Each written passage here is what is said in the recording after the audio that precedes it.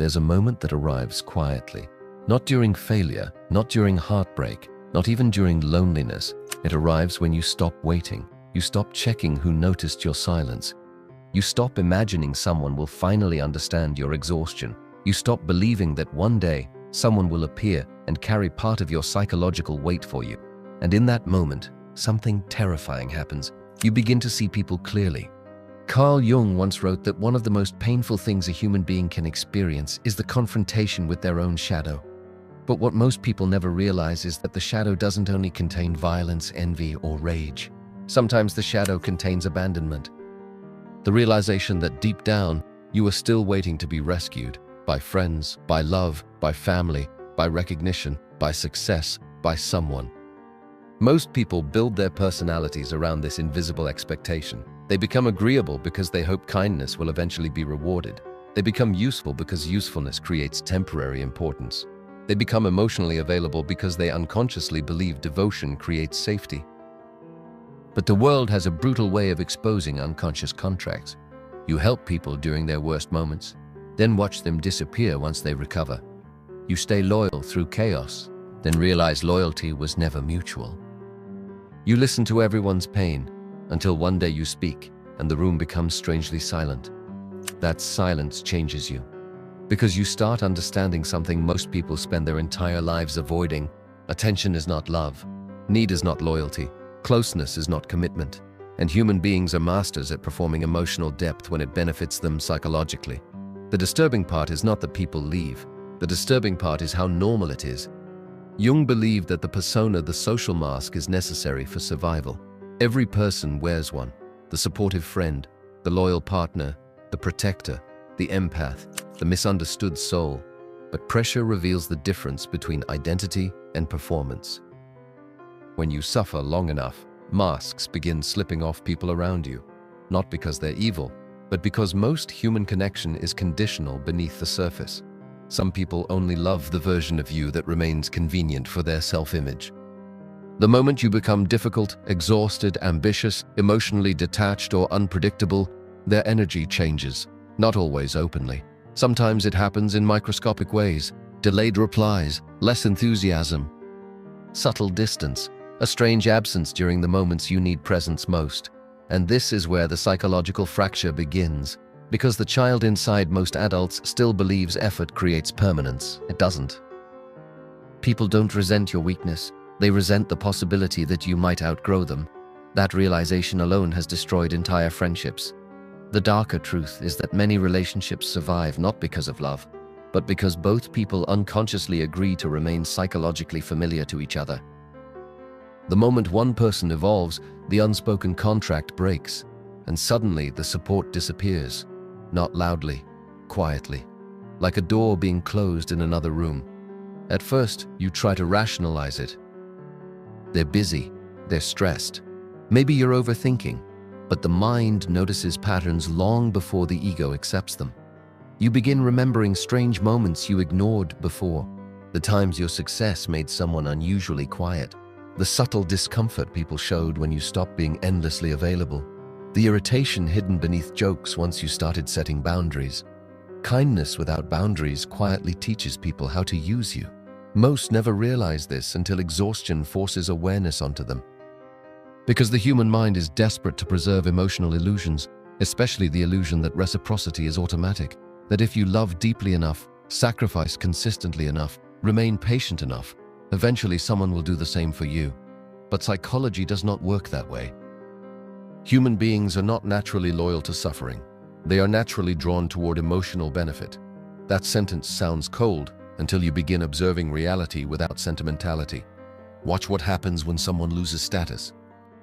Watch how quickly attention disappears when usefulness fades. Watch how people slowly withdraw from those who can no longer entertain, provide, heal, or validate them psychologically. Even empathy often has conditions hidden beneath it. People love feeling compassionate. But few love carrying another person's darkness for long, and this realization creates a dangerous transformation inside certain individuals. They stop asking for help, not because they become strong, but because they finally understand the architecture of human behavior. The world praises independence partly because dependent people become inconvenient. That's why so many emotionally wounded people become hypercompetent. They learn to solve every problem alone because experience taught them that vulnerability creates exposure. So they adapt. They become calm, self-reliant, controlled. But beneath that composure is often a deeper psychological wound.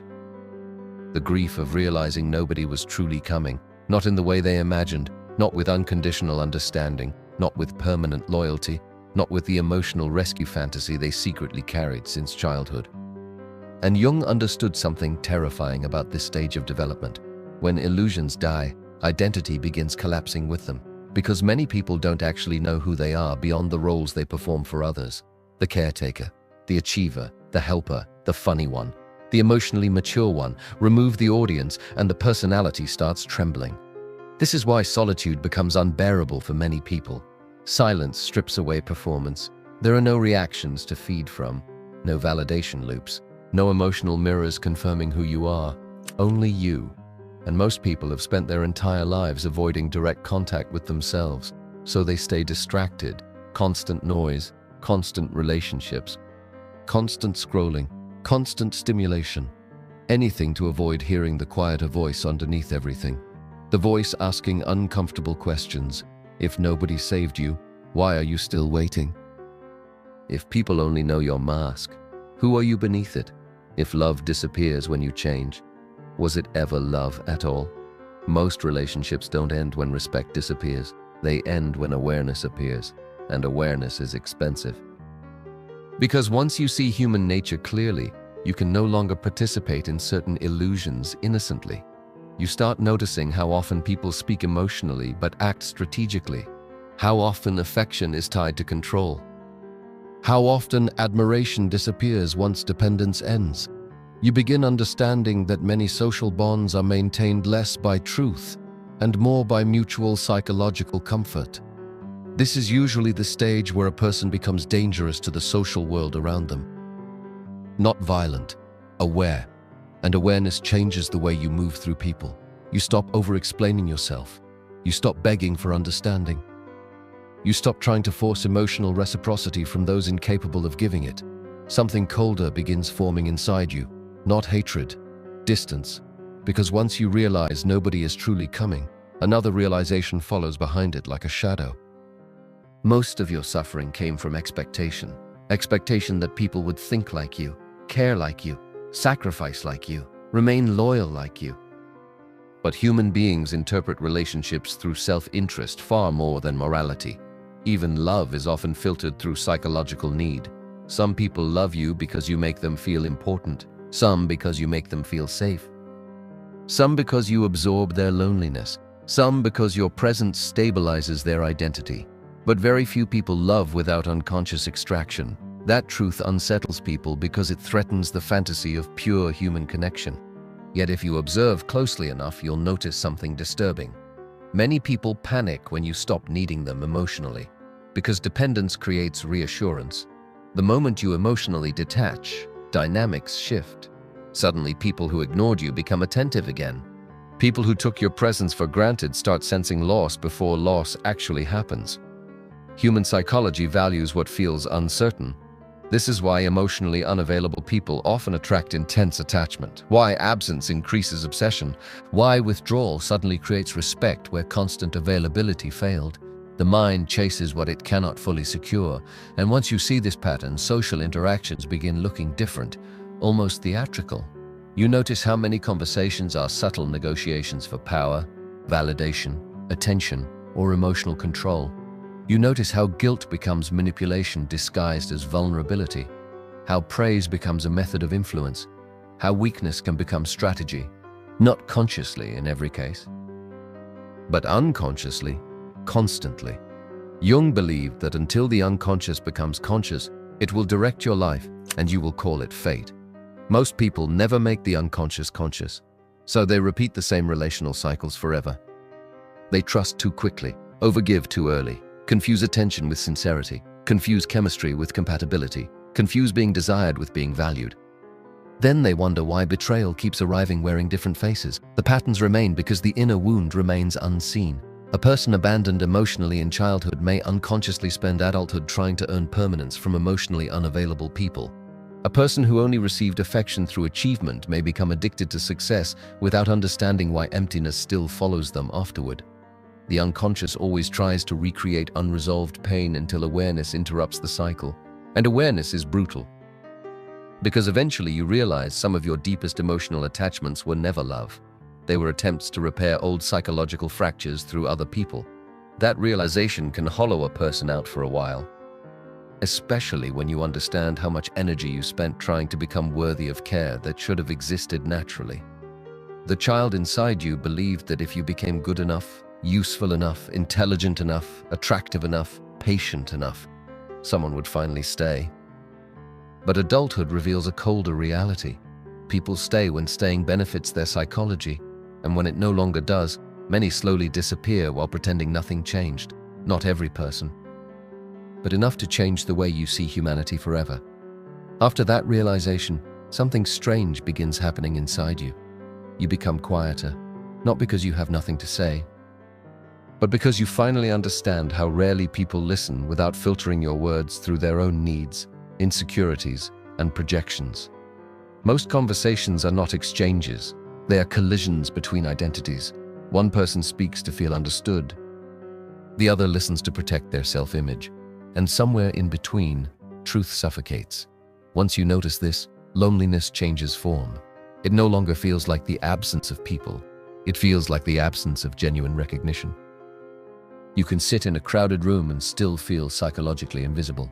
And the unsettling part is that many people around you feel the same way while pretending otherwise. That's why modern life feels emotionally hollow despite constant connection.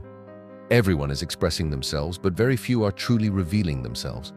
Personas interact, masks communicate, carefully edited identities maintain carefully edited relationships. Meanwhile, the real self remains buried underneath adaptation. Jung understood that the persona becomes dangerous when a person mistakes it for their true identity, because then every criticism feels like psychological death. Every rejection feels catastrophic.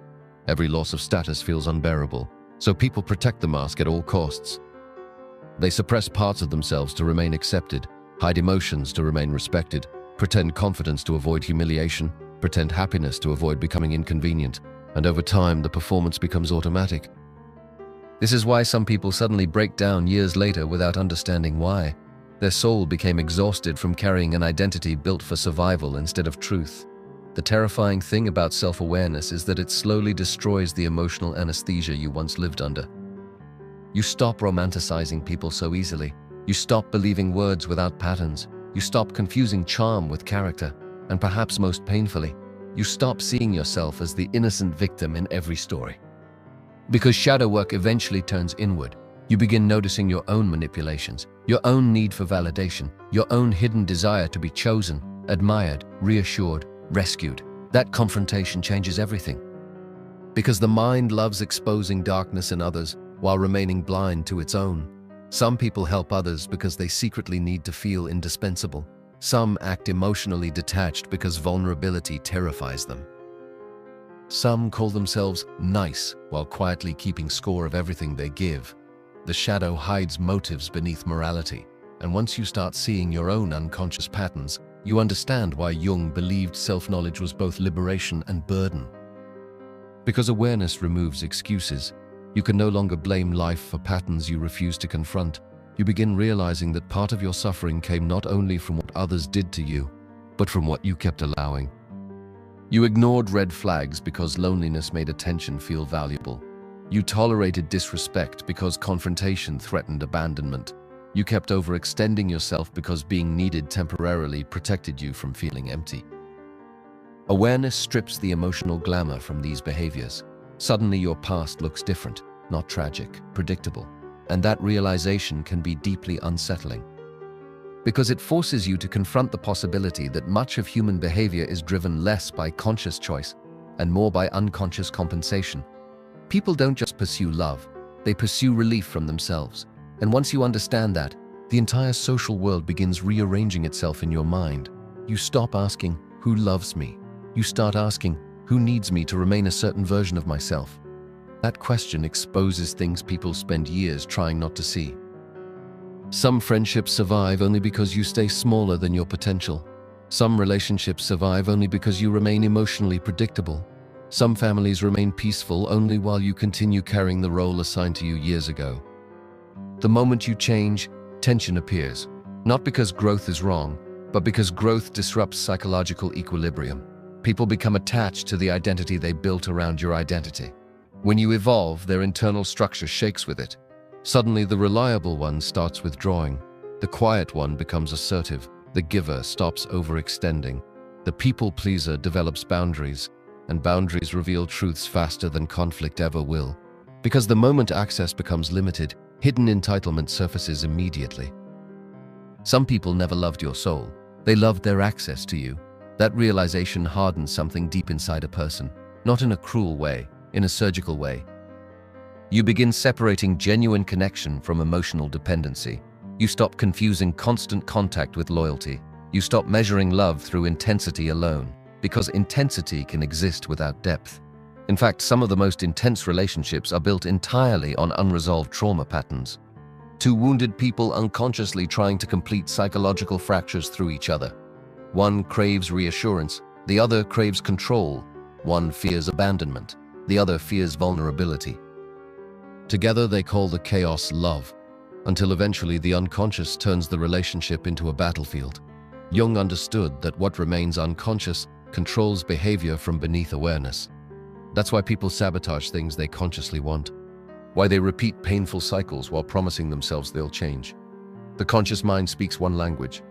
The shadow speaks another. And the shadow is patient.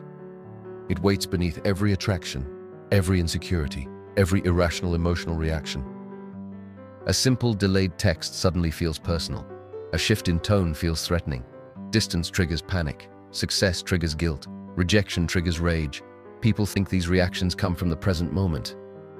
Most of the time, they come from accumulated psychological history buried underneath it. That's why certain experiences hit disproportionately hard. They awaken old emotional wounds that were never truly resolved. And the dangerous part is this. Most people never investigate their reactions deeply enough to understand them. So they project. They accuse others of the chaos originating inside themselves. They blame fate, relationships, bad luck, betrayal, society. Anything except the unconscious patterns directing their behavior from the shadows. Because confronting the shadow means admitting something deeply uncomfortable. You are not entirely who you think you are. Part of you is constructed from adaptation. Part from fear, part from suppressed resentment, part from unmet needs disguised as personality.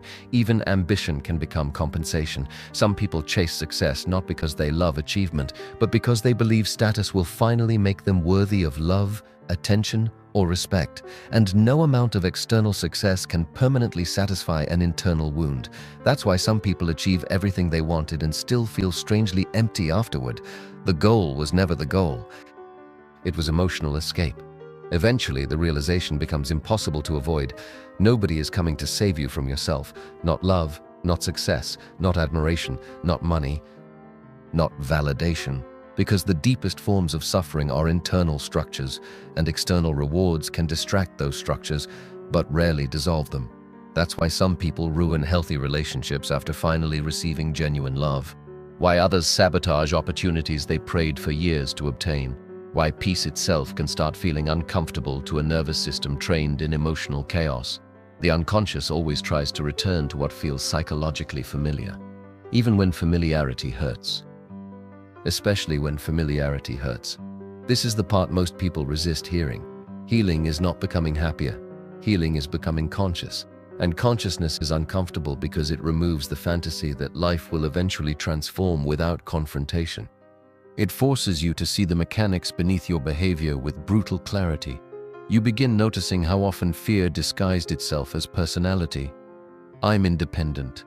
Or maybe you became emotionally self-contained because trust once humiliated you. I don't need anyone. Or maybe needing people once made you feel powerless. I'm just ambitious. Or maybe achievement became the only reliable source of worth your mind could find. The ego creates narratives to protect itself from painful truths, and society rewards many of those narratives because wounded productivity still benefits the world around you. A person who overworks because they feel internally empty is often praised. A person who suppresses emotion is called mature. A person who sacrifices themselves constantly is admired for being selfless. But admiration does not heal fragmentation. It often deepens it. Because the more rewarded the mask becomes, the harder it is to remove. This is why many people secretly fear solitude. Solitude removes distraction, and distraction is modern anesthesia. Without noise, the psyche starts surfacing buried material. Regret, envy, shame, dependency, loneliness, fear of insignificance. Things people spend years outrunning through stimulation, relationships, entertainment, substances, achievement, or constant movement. But eventually life corners everyone into stillness somehow. Loss, failure, isolation, exhaustion. And in that stillness, the truth becomes difficult to avoid. You have been waiting for permission to become who you already needed to be. Stronger boundaries, greater self-respect, emotional discipline, awareness, responsibility for your own mind. Nobody was coming to hand these things to you. And perhaps that realization sounds depressing at first, until another realization emerges beneath it. If nobody is coming, then nobody is stopping you either. No savior is arriving. But no jailer is truly holding the keys. Most psychological prisons are internalized long before they become external realities. Fear of rejection, fear of abandonment, fear of failure, fear of being misunderstood, invisible chains directing human behavior every single day. People remain silent to avoid conflict, remain small to avoid envy, remain agreeable to avoid loneliness. Entire personalities built around unconscious survival strategies, and the terrifying thing is how normal it all looks. Society rarely rewards authenticity immediately. It rewards predictability, compliance, emotional convenience. That's why authentic people often feel isolated during transformation. They stop participating in unconscious games everyone else still mistakes for normality. And once you fully see those games, you cannot unsee them. After that, life becomes strangely quiet. Not externally, internally. The endless psychological bargaining starts fading away. You stop negotiating your worth through usefulness. Stop chasing reassurance from emotionally inconsistent people. Stop trying to decode mixed signals from those who benefit from keeping you uncertain. Because uncertainty itself is power. The person who controls emotional clarity often controls the dynamic. That's why some people give affection inconsistently. Why they become warm once you withdraw and distant once you return. Why validation is sometimes distributed carefully instead of honestly. Intermittent reinforcement creates obsession far more effectively than constant attention ever could. Casinos understand this. Social media understands this. And unconsciously, many human beings understand this too, not always maliciously, but instinctively. The human mind values what feels difficult to secure, which means many people spend years chasing emotional experiences that continuously destabilize them, mistaking anxiety for passion and unpredictability for depth. But eventually, awareness interrupts the addiction. You begin seeing emotional chaos for what it really is, a nervous system searching for familiar suffering. And that changes the way you love, not colder, cleaner. You stop trying to rescue people committed to drowning in their own patterns. You stop believing potential matters more than behavior. You stop romanticizing pain simply because it feels intense. Because intensity is not transformation. Suffering does not automatically create wisdom. Sometimes it only creates repetition. There are people who have suffered for decades and learned nothing except how to spread that suffering into everyone around them. Pain can deepen consciousness or deepen bitterness. The difference is awareness, and awareness demands something difficult from every human being: responsibility. Not for everything that happened to you, but for what continues through you. That distinction changes lives, because many people unconsciously become extensions of the very wounds they hate. Betrayed people become emotionally guarded until they create loneliness around themselves. Neglected people become addicted to validation. Controlled people become obsessed with controlling others. The shadow reproduces itself through unconscious behavior. And most people never interrupt the cycle because blaming others feels psychologically safer than confronting internal patterns. But the moment you stop waiting for rescue, something begins changing inside you. You become less emotionally negotiable. You stop collapsing every time someone withdraws approval. You stop panicking when misunderstood. You stop explaining your boundaries to people determined not to respect them anyway. A different kind of stability emerges. Not the fragile confidence built on praise, a quieter one, the kind built from surviving your own mind. Because eventually you realize that some of the darkest nights of your life were never witnessed fully by anyone else.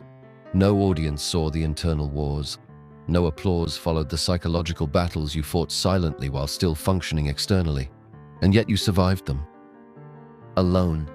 That realization carries a strange form of power. Not ego, evidence. Evidence that you are more psychologically resilient than the frightened version of yourself once believed. But resilience changes people.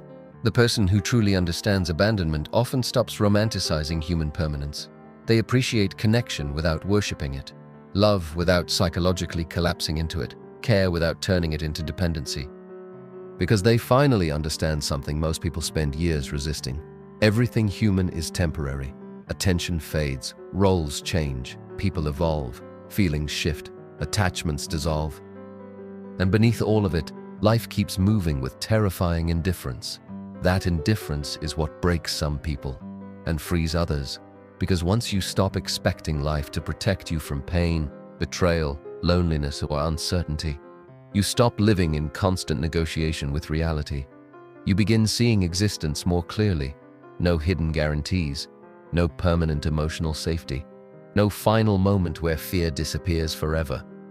Just consciousness moving through temporary experiences, trying to create meaning while surrounded by impermanence.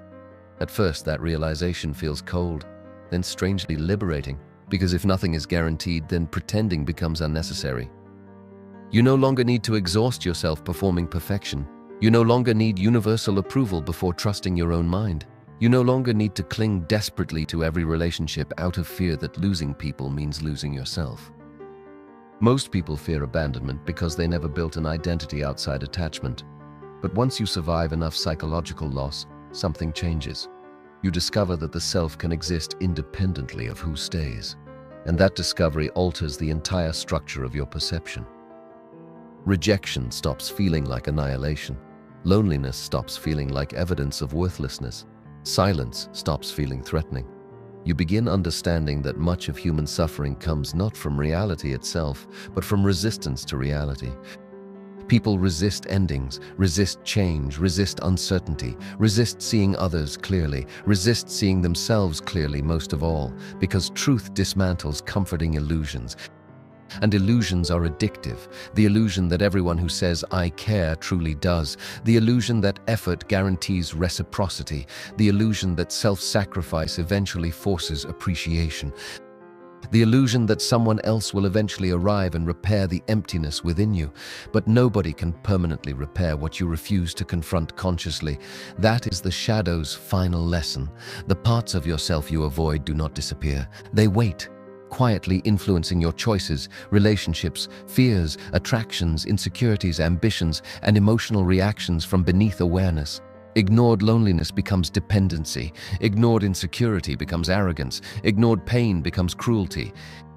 Ignored fear becomes control. The unconscious always expresses itself somehow, which means the greatest danger is not darkness itself, it is unconscious darkness. And perhaps this is why so many people remain psychologically fragmented their entire lives, because facing yourself completely requires the death of comforting identities: the victim, the savior, the innocent one, the endlessly misunderstood soul. Eventually, you must confront the possibility that you are both wounded and responsible, both hurt and capable of hurting others, both conscious and deeply blind. That contradiction is what makes human beings difficult to understand and dangerous, especially to themselves. The strange thing is, once you truly accept that nobody is coming, life becomes more honest. Relationships become clearer. Boundaries become easier. Your energy stops leaking into fantasies about being rescued, chosen, validated, or finally understood perfectly by another person. You stop searching for someone to complete you, because you finally realize completeness was never the point. Consciousness was to see yourself clearly, to see others clearly, to stop confusing emotional dependency with love, to stop abandoning yourself in exchange for temporary connection. And in the end, perhaps adulthood begins the day you understand this. Nobody is coming to save you from your mind. But if you are willing to confront the darkness inside it honestly, you may no longer need saving at all. And most people will spend their entire lives avoiding that realization. And maybe that is the final separation between people. Some spend their entire lives waiting for someone to arrive and make them whole. Others sit alone in the silence long enough to realize the emptiness was never asking to be filled. It was asking to be understood. Because the moment you stop searching for rescue, you start seeing reality without emotional sedation. The masks, the projections, the unconscious patterns controlling entire lives from the shadows. And once you truly see it, something irreversible happens. You stop fearing loneliness the same way. Because loneliness no longer feels like punishment. It feels like clarity, a place where illusions go to die. And perhaps that's why so few people ever reach this stage, because most would rather remain comforted than conscious. They would rather protect the fantasy than confront the truth that human beings are often driven more by unconscious need than love, more by fear than logic, more by self-preservation than loyalty, including themselves, especially themselves. So eventually, you stop waiting for footsteps outside the door. You become the person who opens it yourself. And the strangest part is, that's the exact moment you no longer need anyone to. Comment below, what was the moment that made you realize nobody was coming for you?